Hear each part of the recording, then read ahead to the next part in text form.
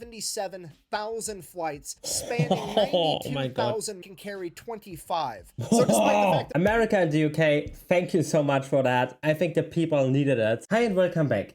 So many of you asked me to watch the Berlin Airlift from the Fat Electrician. Of course, I'm a German, so I know exactly what the Berlin Airlift is about, but I love to see another perspective from the US American side.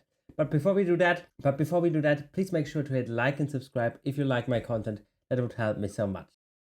Let's go into the reaction. yes, that time that communists tried to starve an entire city, so America and the UK teamed up to deliver 4.6 billion pounds of food and supplies to that city using nothing but cargo planes.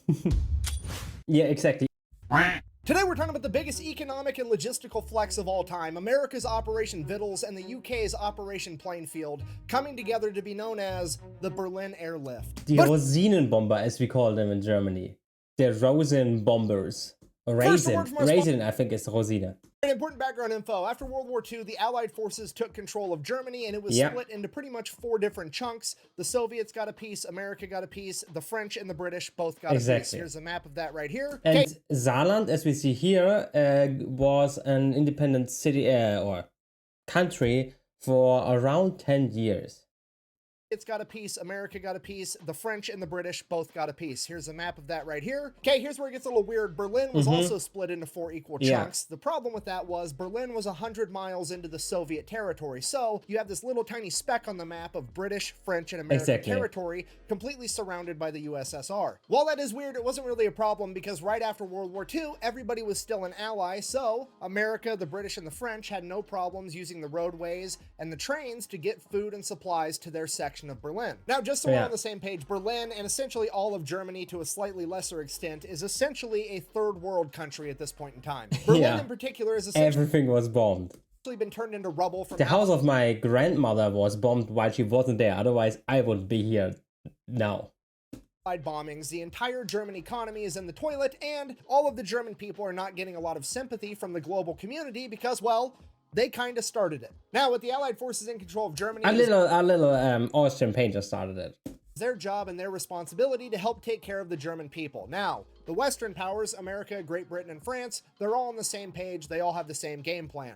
They want to go in, render aid in the short term to the German people, then in the long term, help prop up their economy, get them back on their own feet, and then they can leave. The last thing a bunch of communists want is people being able to take care of themselves, so they step in and they're like, no, absolutely not. We're going to build a communist utopia out of this place. So in order to stop the West, they decide that they're going to print billions and billions of Reichsmarks, the German currency. They devalue the currency, so there's so much money that it's no longer a store of value.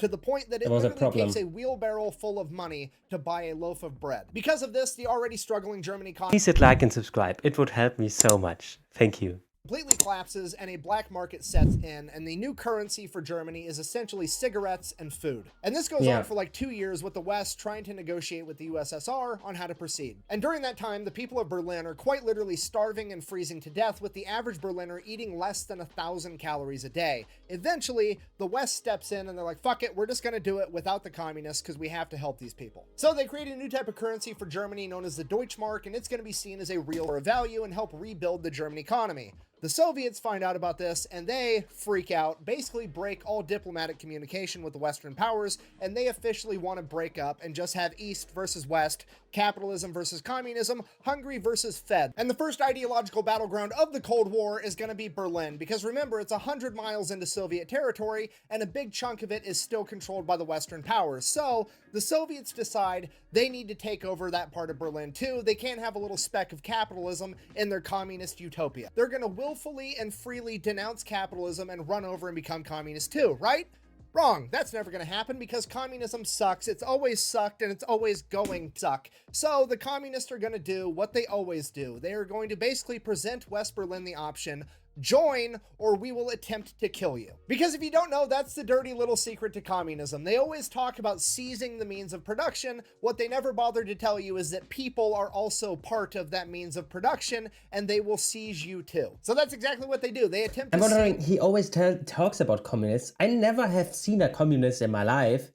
Are there many communists in the US, or what is this all about? Because he makes this like it's look like that there are many communists in the US. Is West Berlin. They blockaded off from the Western powers. They cut off every road, every railway, and every waterway so that the Western powers cannot get West Berlin food or any other supplies. And then they cut off the power to that section of the city, quite literally freezing and starving them to death until they comply. Humanitarian disaster, all the military leadership runs over to President Truman and they're like, hey, what do you want us to do? Basically, we got three options. Option A, we can start rolling tanks in and kick off World War III right now. Option B, we can just leave the nearly happened in 51, I think, or 53. People there to die. And option C, we can try to fly in as much food and supplies as possible, but getting enough to feed an entire city is basically going to be impossible. What do you want to do? Now, obviously, I'm paraphrasing a little bit. Truman basically said, we're America, we don't start world wars, we just finish them, which narrows it down to one single option. They are going to fly in enough food and enough supplies to try to feed all of West Berlin. Here's the catch with that. The American leadership has absolutely no idea what that's going to take or how to even proceed. So they go to the British government, who has just spent the last decade rationing their own people, and they have a great understanding of what it takes to keep a large population of people fed and warm. So Great Britain crunches the numbers, and they figure to get every single person in West Berlin 1,700 calories a day, it's going to be 1,500 tons of food every single day. In addition to that, since the power got cut off, they're going to need 2,500 tons of coal and fuel every single day. Okay, 4,000 tons, just so we're all on the same page, that is 8 million pounds of supplies every single day just to keep everyone alive. And the best cargo plane they have to work with at this point in time is the C-47 Skytrain, which has a maximum capacity of 3 tons, meaning that they are going to have to land 1,333 cargo planes into Berlin every single day. To put that into perspective, there's only 1,440 minutes in a day, meaning that one plane has to land every minute and 8 seconds. This is impossible. Despite that, the newly formed United States Air Force says, hold my nuclear bombs and watch this shit, because on June 26, 1948, 2 days after the Soviet blockade, they launch Operation Vittles, where they are going to try to feed an entire city via cargo plane. 2 days after that, June 28th, the UK says, hey, we're going to help too, and the RAF launches Operation Planefare, and together this becomes known as the Berlin Airlift, and right out of the gate, it is Rosinenbomber. Complete and utter shit show. They're trying to fly in planes from absolutely everywhere. It is disorganized chaos. There's planes crashing. I'm wondering that the UdSSR didn't close the air above their territory. Air collisions, it's a complete disaster, and on their best day they're maybe able to get 1,000 tons of supplies, less than a fifth of what they need. Now at this point, the conditions in Berlin are getting worse and worse by the day. The communists are essentially laughing at the stupid capitalist pigs, at which point America calls up one of its main characters, a man by the name of General William Tunner.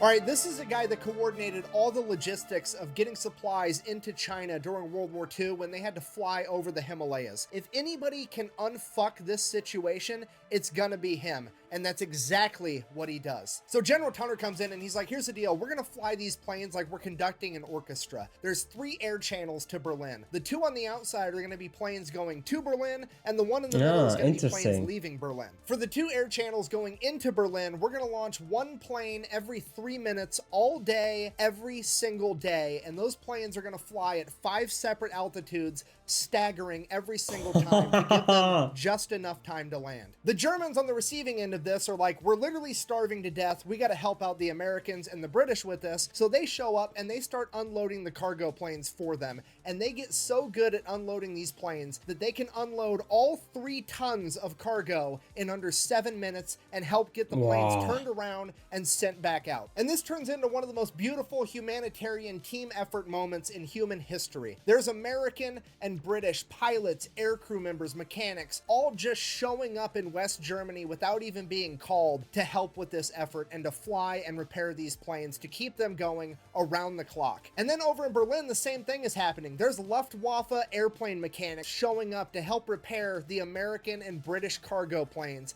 to keep everything running. The two sides that were fighting against each other just a few years ago are now working together to save people. Everybody involved in this operation gets so good at what they're doing that the choke point that's holding up even more progress is that they don't have enough airfields to land the planes on. So the Germans straight up build another one. The only problem with that was there was this big ass apartment building in the way, and when the pilots lowered their landing gear would only clear that apartment roof by like 20 feet, which seems like it would be kind of terrifying. So the Germans are like, hey, do you want us to rip that apartment building down? What do you guys want us to do? And the American and RAF pilots are like, bro, we just got done flying in World War II with you guys and the Japanese shooting at us.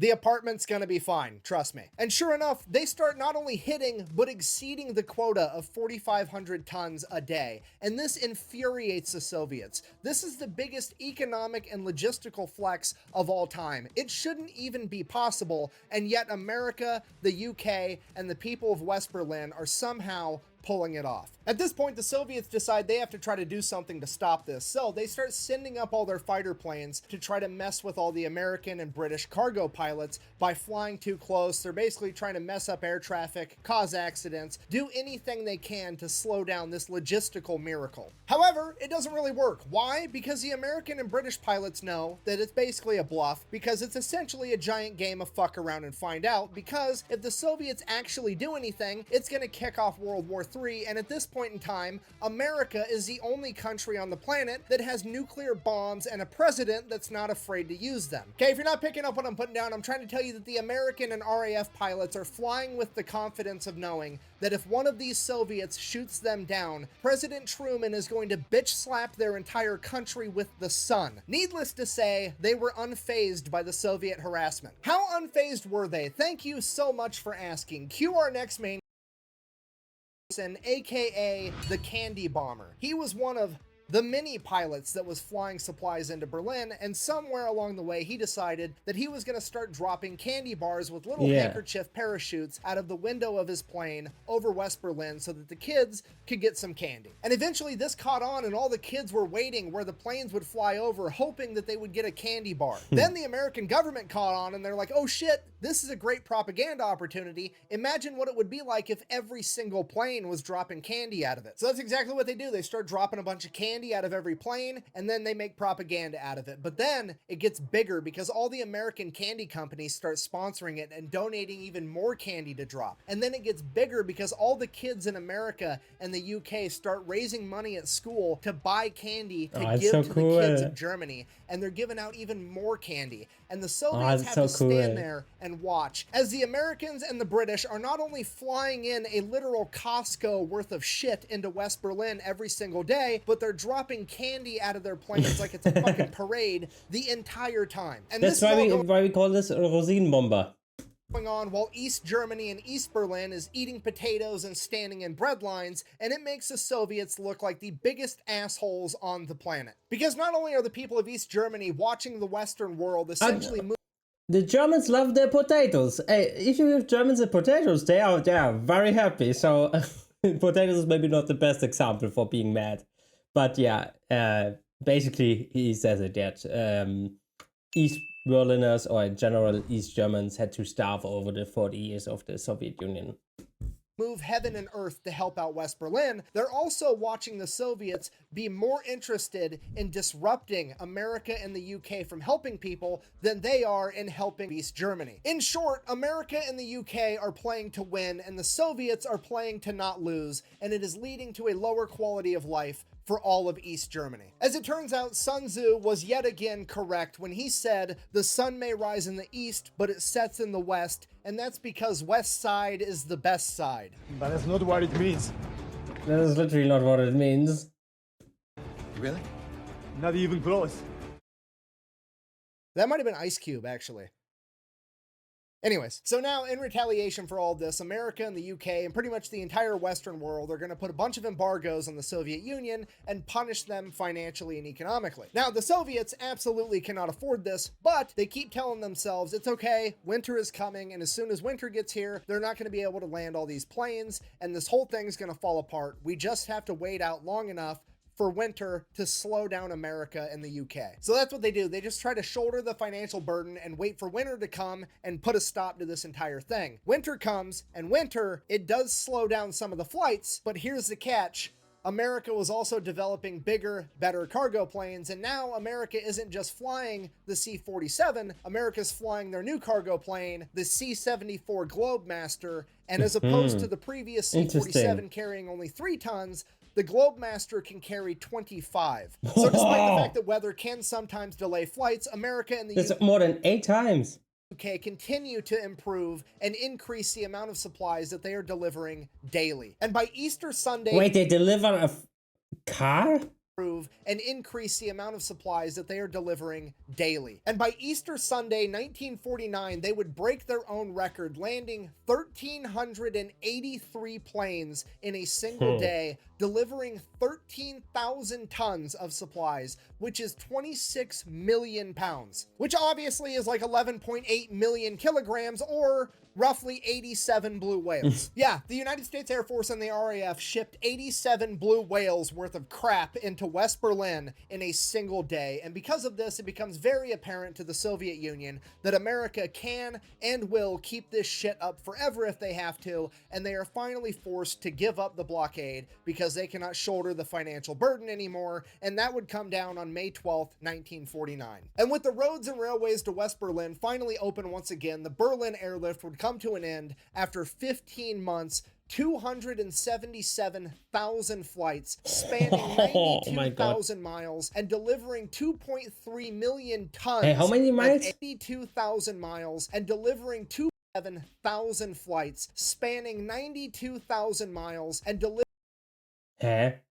If they have over 200,000 flights and only 92,000 miles, that would mean that every flight's basically only a third of a mile. But they have to fly through whole East Germany, or like half East Germany. That can't be true.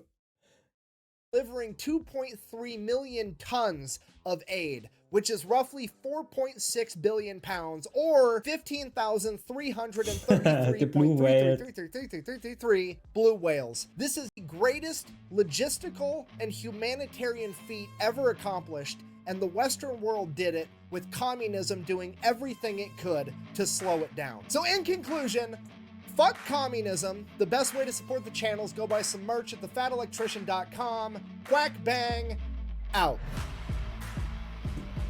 I mean, what I have to say is America and the UK, thank you so much for that. I think the people needed it in West Germany, in West Berlin.